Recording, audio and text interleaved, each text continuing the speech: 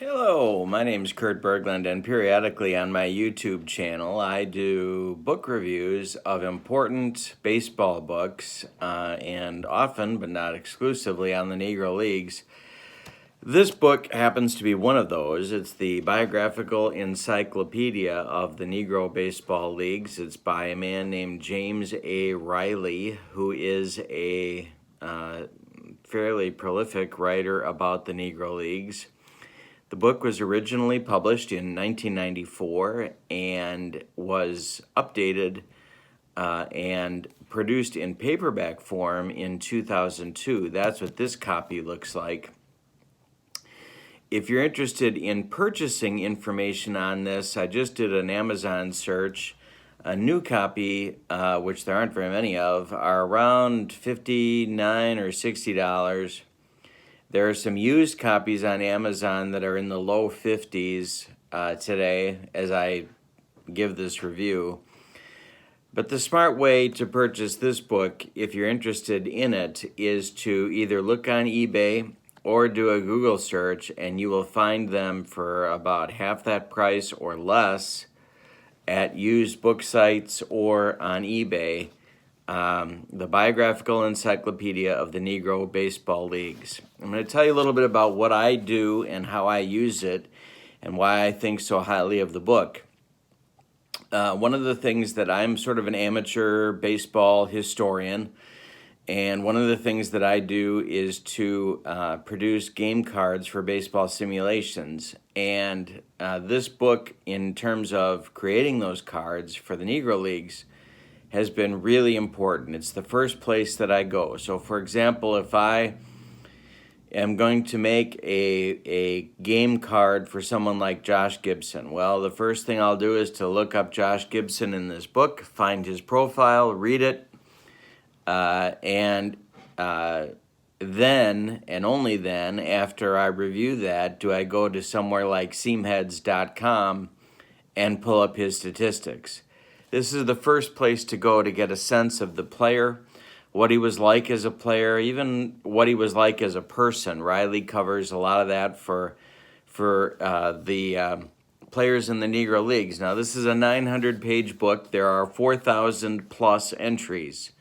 There are entries for the vast majority of Negro League players. Certainly all the big names are in here, but more than that. And teams, individual teams have entries. So it's not just individual people, but it's teams as well. So you can find out, if you want to learn more about the Kansas City Monarchs, you can look them up in here, or the Chicago American Giants, or whoever. The teams will be in here as well as non-players. So there's players, there's owners, there's managers, league executives, league organizers, league presidents, and then teams.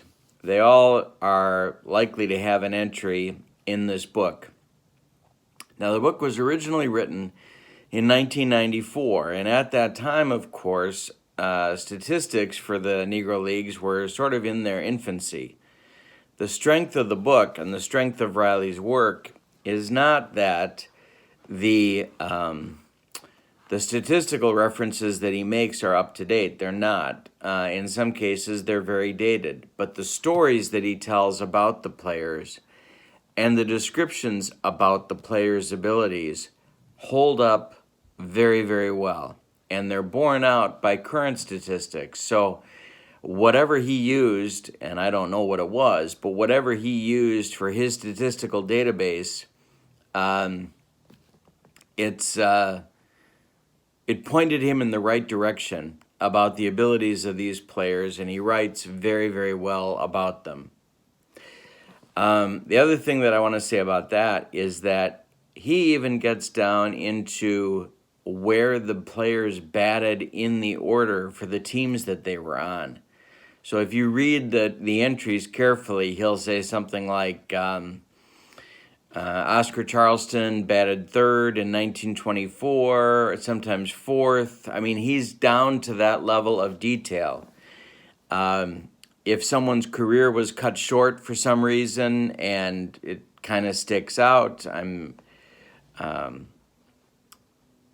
thinking about Slim Jones right now, who had a terrible drinking problem and would have been a tremendous star for many, many years, but couldn't conquer his, or didn't conquer his personal demons, and died very, very young at the age of 25. Riley even goes into stories like that to give you a sense of the person as well as what the player was like on the field.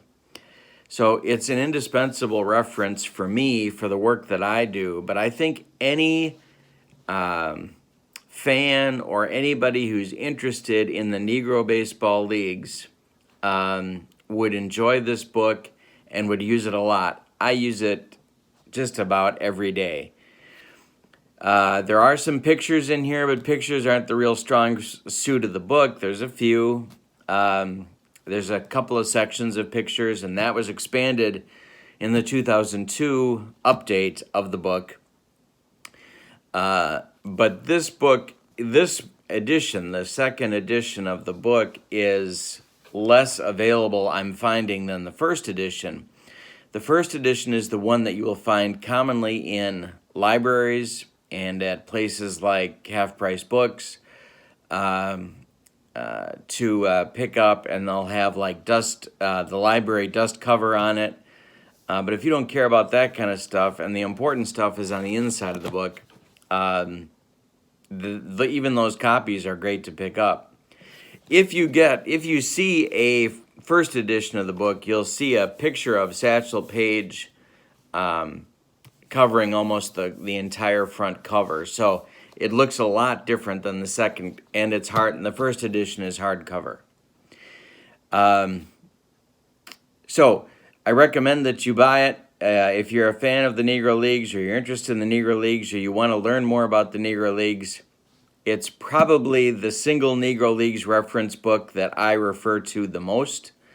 And I'm saying that even though most of the material in here is almost 40 years old, there hasn't been anything better to replace it. And in many ways, you can't replace this book. It's got so much information, and it's such interesting reading. Gives you such a sense of what the game was like, and what the leagues were like, and what the players were like. So I very strongly recommend the Biographical Encyclopedia of the Negro Baseball Leagues by James A. Riley. Either the first edition, published in 1994, or the second in 2002, or is it 2004? No, 2002, I believe. Great book. You'll like it. Pick it up. Watch for price drops, and you can pick it up pretty inexpensively. I'm Kurt Berglund. Thank you for joining me. I'll be doing more book reviews over the next several weeks and months. Please subscribe to my channel, and you'll be notified when those happen. Thank you again. Hope you have a good day. So long, everybody.